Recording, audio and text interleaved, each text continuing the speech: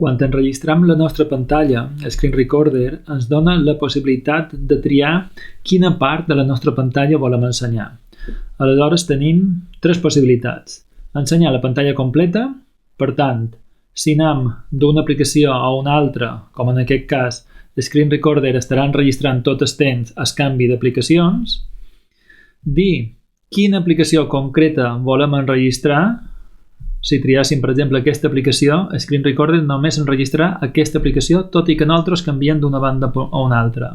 O fins i tot li podem dir quina pestanya del Chrome volem enregistrar. En el cas de, per exemple, féssim una presentació i volguéssim passar d'una pestanya a una altra i no volguéssim que aquest pas d'una pestanya a una altra s'avés a l'enregistrament, triaríem la pestanya que volem enregistrar i aleshores Screen Recorder només enregistrarà aquesta pestanya.